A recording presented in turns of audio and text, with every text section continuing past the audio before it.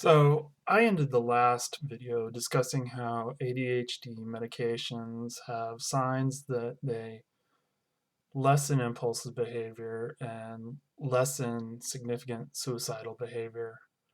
Uh, Now I would like to discuss the medication that came up as the opposite in that study,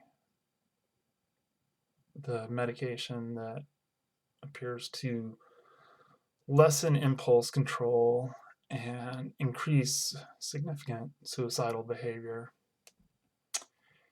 If you have not taken a benzodiazepine before, but have had a drink of alcohol, you are somewhat familiar with how benzodiazepines affect an individual. They're not exactly the same drug, but they do have commonalities because of the way they work. They both work within the GABA network. GABA isn't part of the neurochemicals that we have, and it's heavily involved in anxiety and inhibition.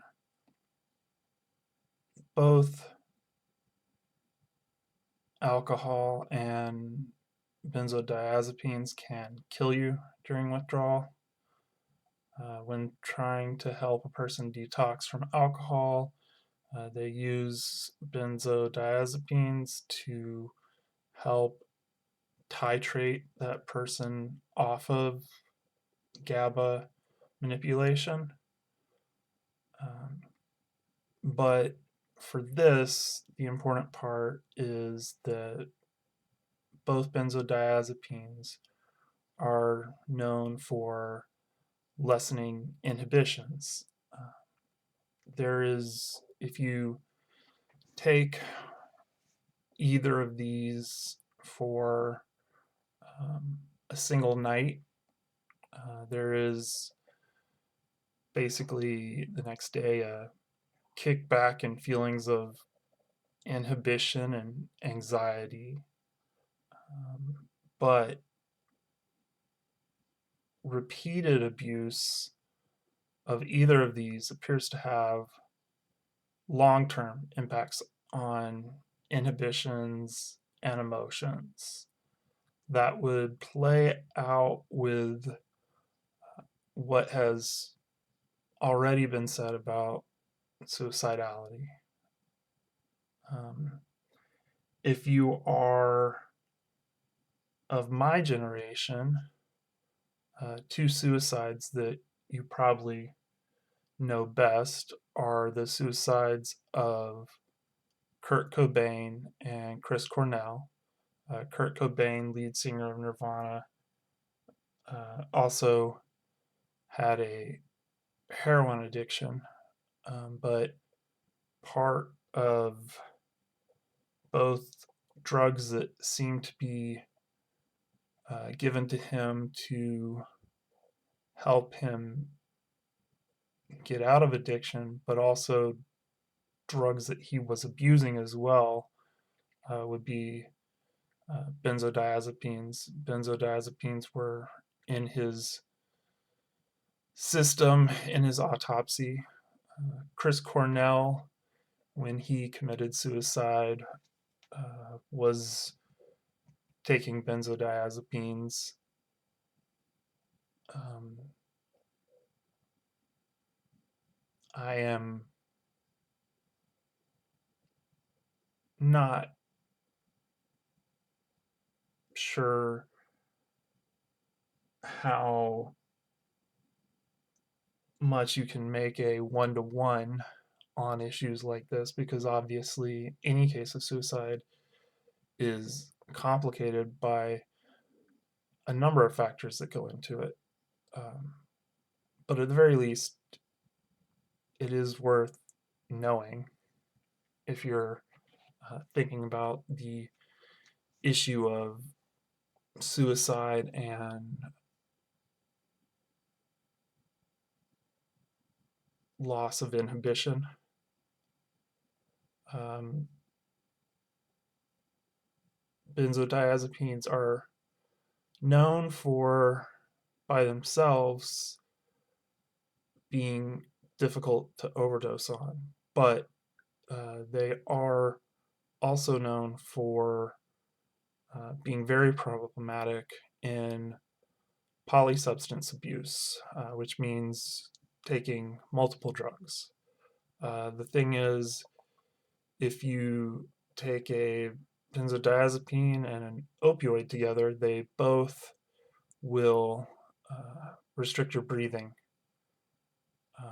and other issues like that. And as far as overdoses that have been connected to benzodiazepines, you can look at Prince, you can look at Tom Petty, you can look at Heath Ledger. All of these were polysubstance overdoses that involved benzodiazepines in some way.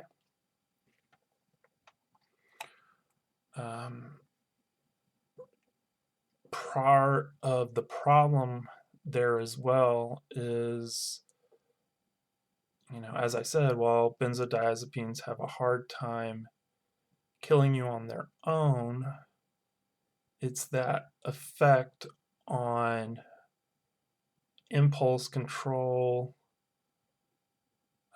that can also lead somebody who, in a normal situation, might avoid something like polysubstance abuse, be generally just more loose and open to something like that. This would also be why I generally would say alcohol is the number one gateway drug that exists, because alcohol has that similar effect on inhibitions that will lead somebody who, at the beginning of the night, might say that they would never drive intoxicated. By the end of the night, they are insisting upon it. That's why fights happen, often very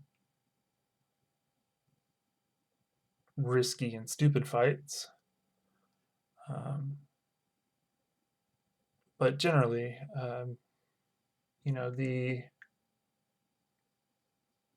we have long known what a drunk is like, but we, have become so familiar with them that we downplay it as just another background element. And of course, in the United States, we've tried prohibition, and it very much did not work. But I think at the moment we've also decided that because alcohol is big business and politics is affected by big business and media is affected by big business,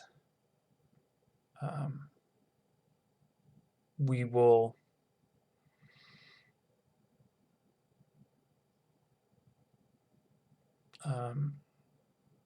we barely even talk about it as a vice at this point.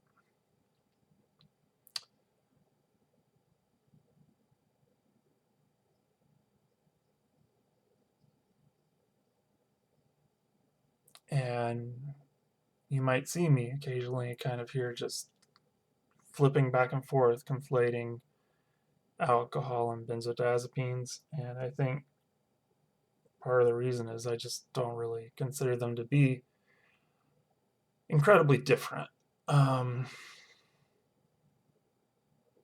But they are different. mainly, honestly, I think part of the reason is because um, it's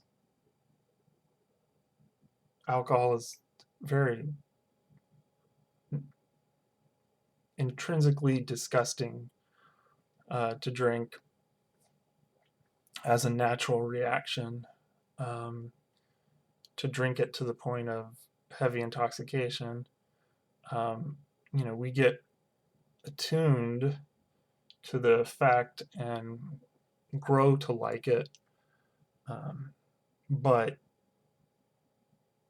you know, it's something you have to learn to tolerate in a heavy enough amount. And benzodiazepines, um, they're a little pill, um, and they are even made in ways where they're um, not a bitter medication, you know. So it's very easy to um, get to the point of uh, a strong effect.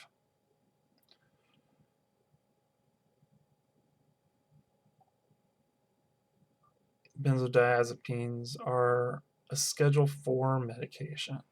And one of the things to note with that is that Schedule 4 pretty much says within the law that the drugs aren't problematic. Um, the decision to have drugs categorized in this fashion was uh, made, I think, primarily in the Nixon era. Um, the Sackler family, that you might know as the big boogeyman behind our current opioid epidemic, and I promise you it is still current.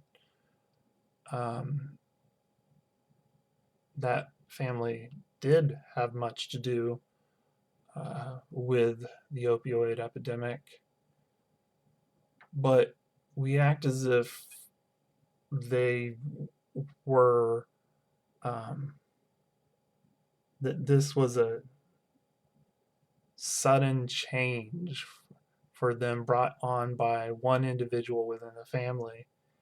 And the first way that my understanding of how the Sacklers made money was with the benzodiazepine Valium and aggressively marketing Valium to the public. There was a different environment to some degree because benzodiazepines are safer than barbiturates, which were the prior medication for this type treatment. However, um, certainly not without risks. Um, primarily in stating that the risks of a drug aren't just the possibility of death, but the cognitive impact that something can have. And I'm not saying these drugs cannot have some benefits. And that's true also for opioids. But one of the big issues here is that any drug that can cause addiction issues really needs to be part of a larger medical treatment plan. And that medical treatment plan needs to be more than just medications. For example, as I'm saying with benzodiazepines, uh, a person also needs to be in some type of anxiety tolerance therapy. If somebody is taking opioids, they need to be having physical therapy to most improve their body so that their body is not is sending as few pain signals as possible. Um,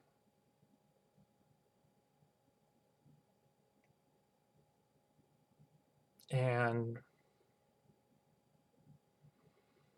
I think a large part of our problem of this culture is that um, we treat these things as either black and white. Um, when they're it's more like we are expecting of a tool to work on its own. That tool is part of a needs to be part of a greater plan, um,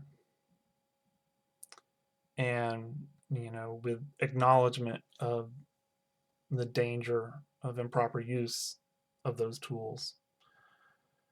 Um, but generally, Schedule 4 benzodiazepines um, says that they're largely without risk. There have been sometimes attempts to change that. The state of Alabama actually attempted to make benzodiazepines um, more regulated within that state, but the complexities of how that would make it harder to just even run a pharmacy made them quickly backtrack on that. Um, but that's part of the thing with our poor drug policy is that it's so wrapped up in rules and tight profit margins and um, just general structure that we can allow a lot of stupid things to happen because uh, it's hard to address them.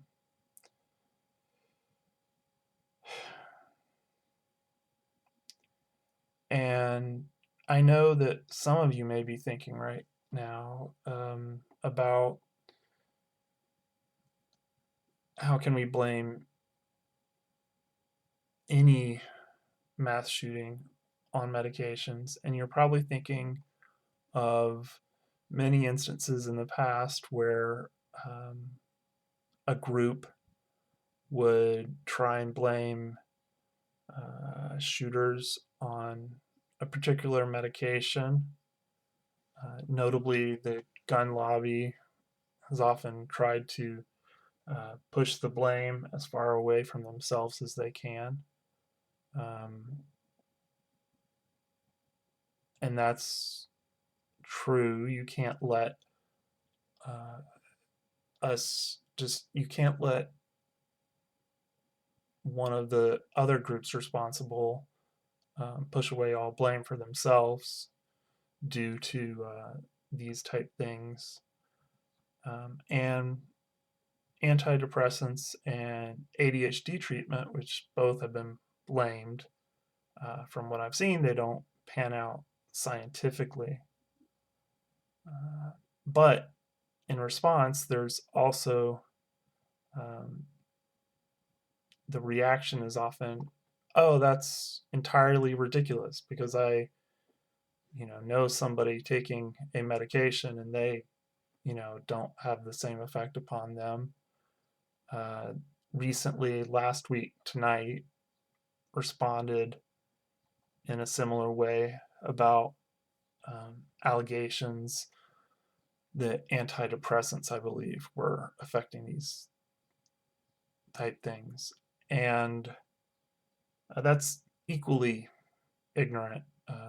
The brain is where all of our thoughts happen, but simultaneously, it is just an organ that can be um, affected by chemicals or trauma, physical and emotional, um, and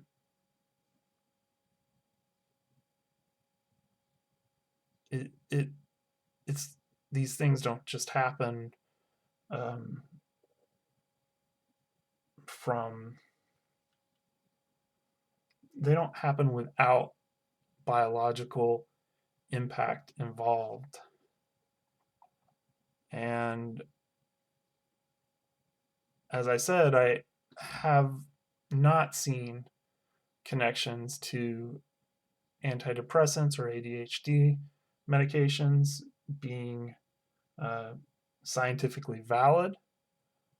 However, drugs that impact a person's rationality, their impulse control, and things like that do seem to um, have that type of effect. And, you know, uh, often that seems to be uh, alcohol and it seems to be benzodiazepines. I'll give you a few prominent examples that you probably know about the incident, and I don't know how much you know about the habits of the person who did these things, but the Las Vegas shooter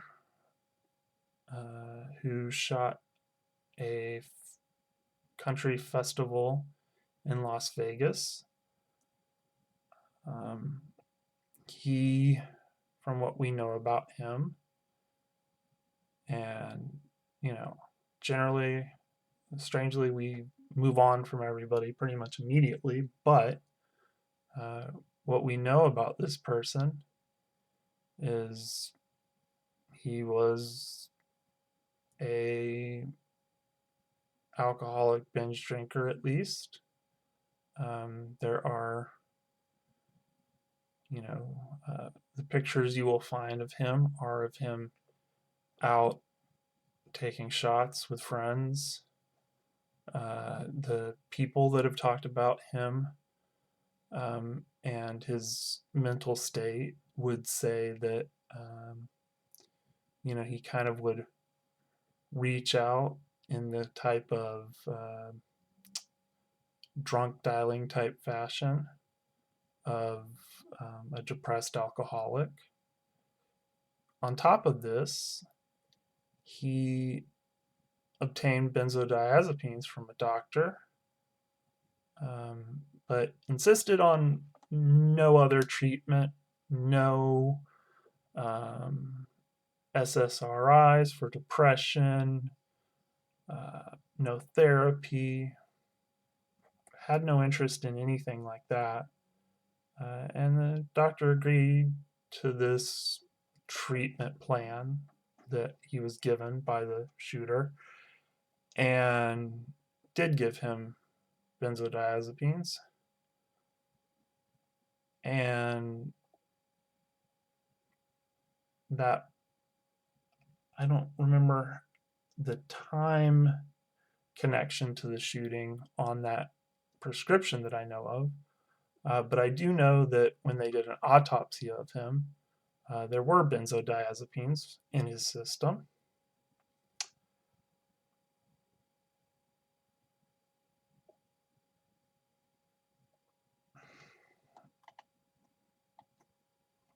If you look at the well-known incel shooter, Elliot Rogers, who is more famous than other incel shooters, in part because um, he, put out a manifesto and had some internet presence.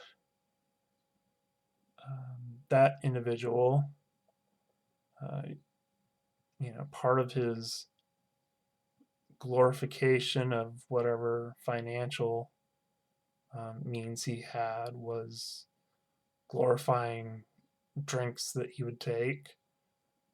Um, but more so known was he had a issue with, I believe it was Xanax, um, and I think that was impacting his cognitive state. If we go back to the shooters that really um, highly impacted the overall tendency for having school shootings in this country, the Columbine shooters, uh, we have Dylan Klebold. And, I think some fuss has been made about uh, minor amounts of some psychiatric medications, maybe that he might have been taking because they were trying to treat the overall problems that he had. But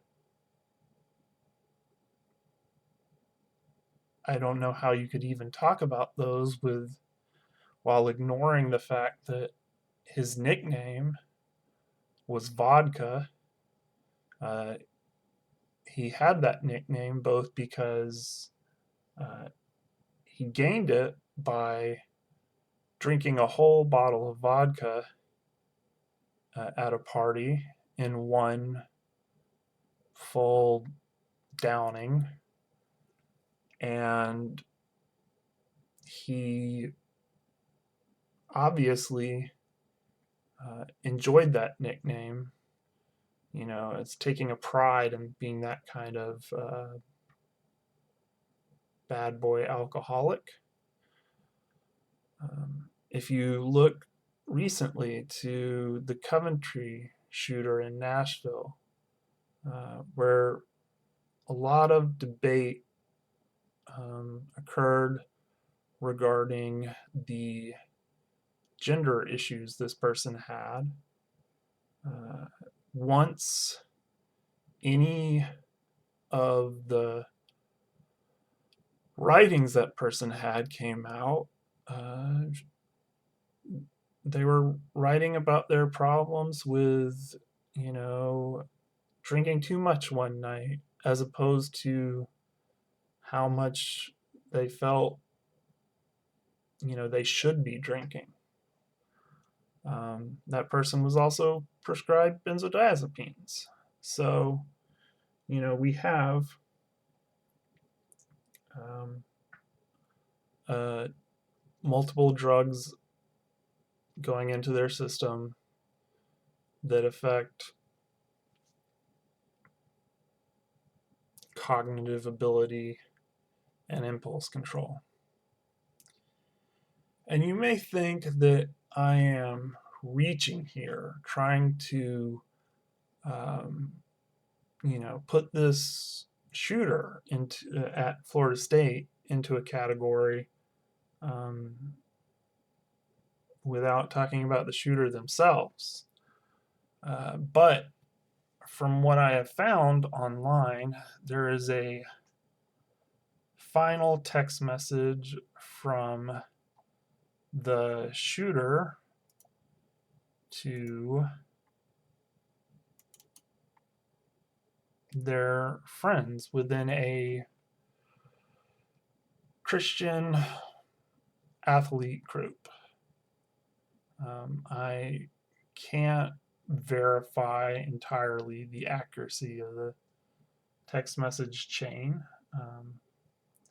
but what I can tell you from what I found is they were saying to the group, I'm going to take 10 milligrams tonight and I'm going to sleep like a champ. Just kidding, LOL. And somebody responds with, maybe if you hit your head again, it'll cancel out. And then they say back to them, twice the head trauma, twice the power. I'm evolving. And I think,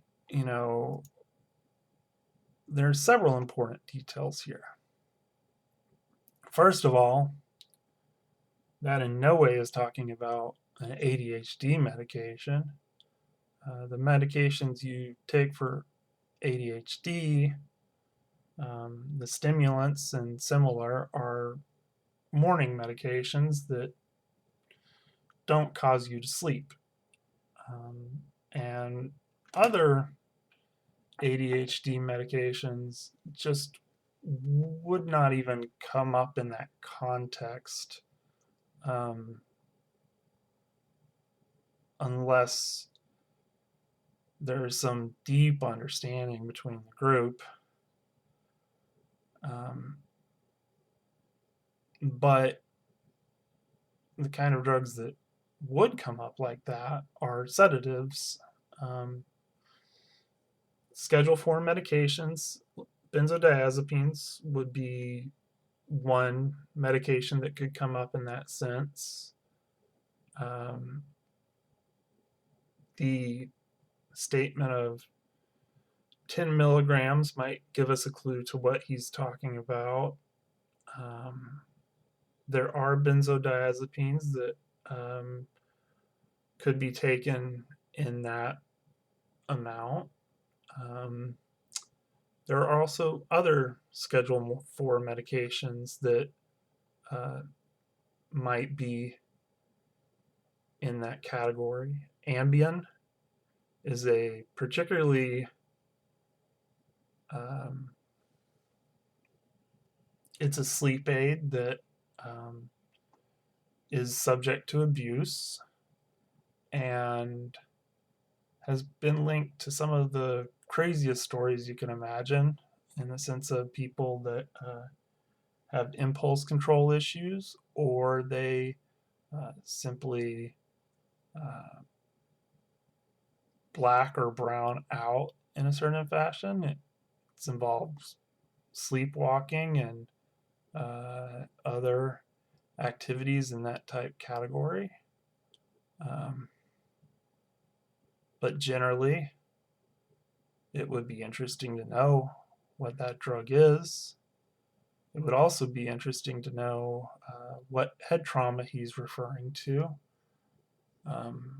because these kind of drugs, as dangerous as they are in normal circumstances, are even more dangerous when somebody has head traumas that are affecting their cognitive abilities, both minor traumatic brain injuries and benzodiazepines can affect the rationality of an individual, and in combination, that would be even worse.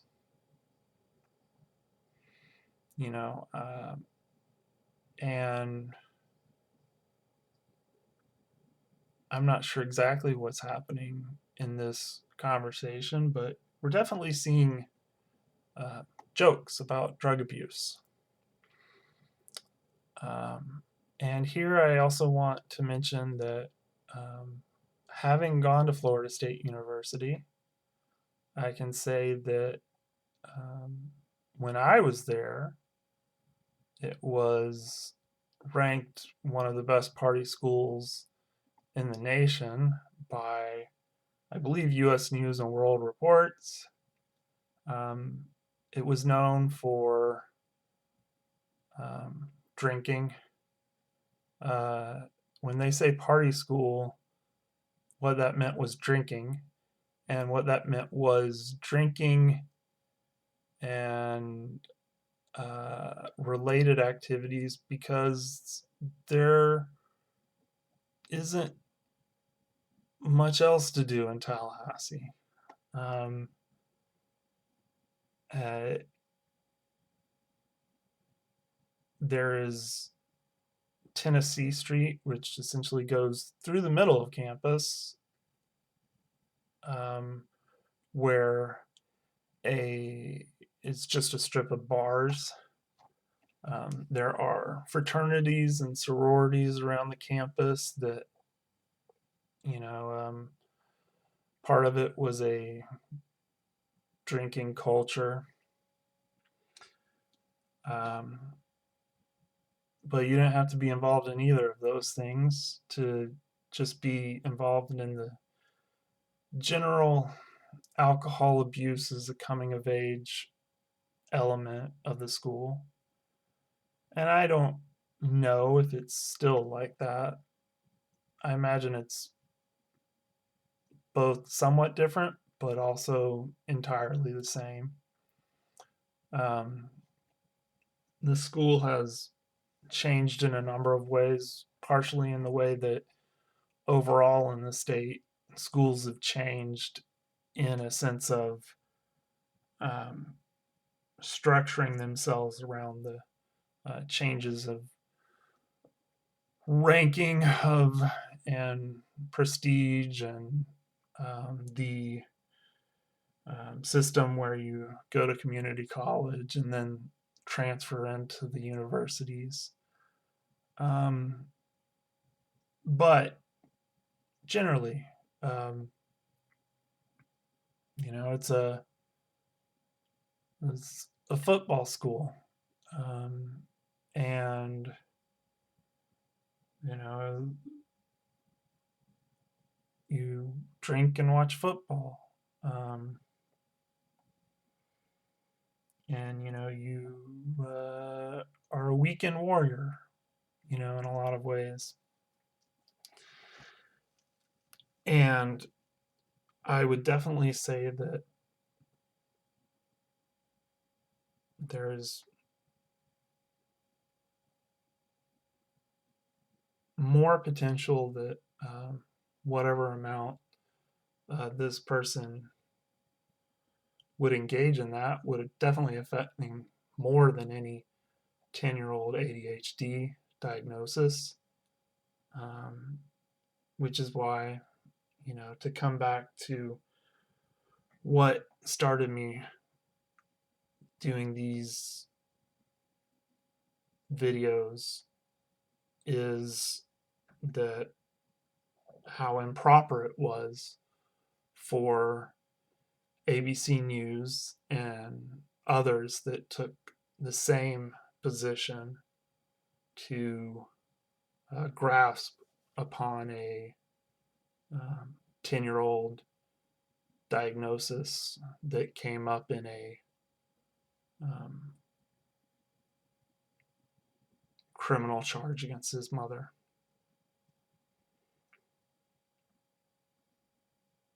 But to follow on these things, um, I will say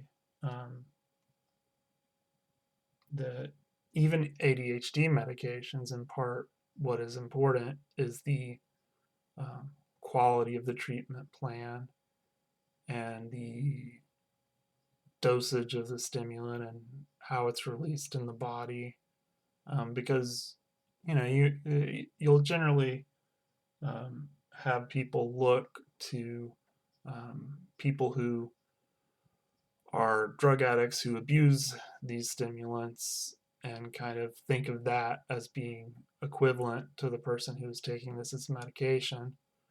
Um, but the amount and the speed which it's going into your body for somebody who is, for example, uh, methamphetamine abuser um, is very different.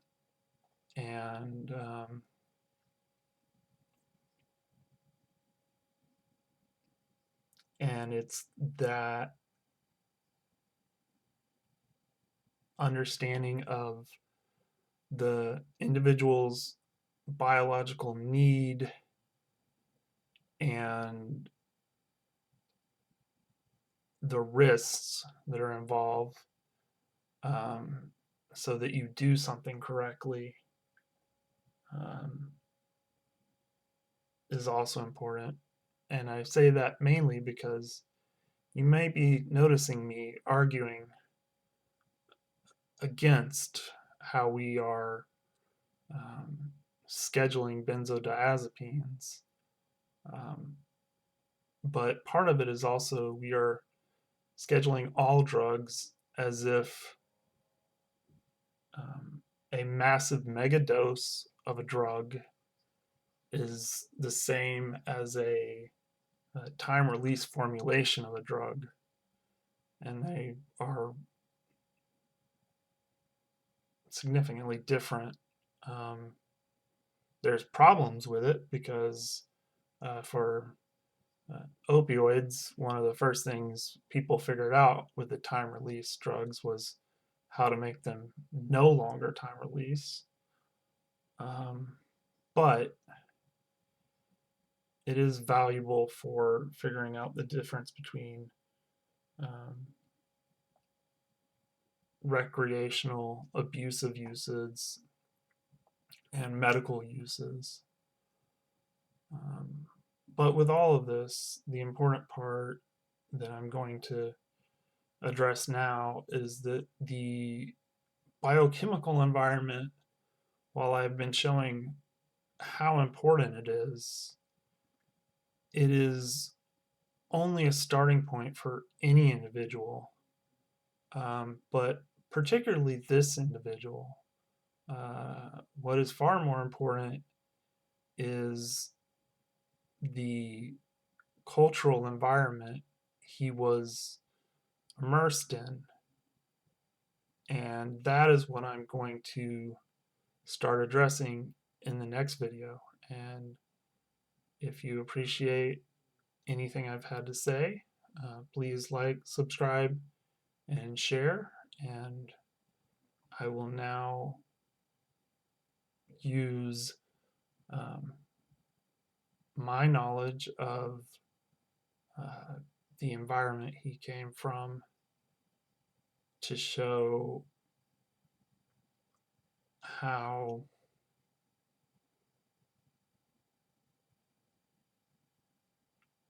and why certain things are being ignored in the coverage, and just how bad things are out there, and how the biochemical state of a person really wouldn't matter if it was a better functioning um, society, and particularly an individual culture that the person was in. So, thank you very much for if you've listened through this, and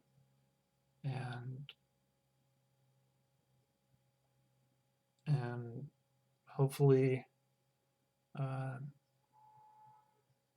this will be a beneficial thing that I can get to reach out for everybody, mostly with my intention to uh, impact how we are treating people with medical conditions as if they are um, the cause of the things that are um, damaging society, when in actuality, what we are doing is we are making the biochemical a scapegoat for decisions that we as a society have made.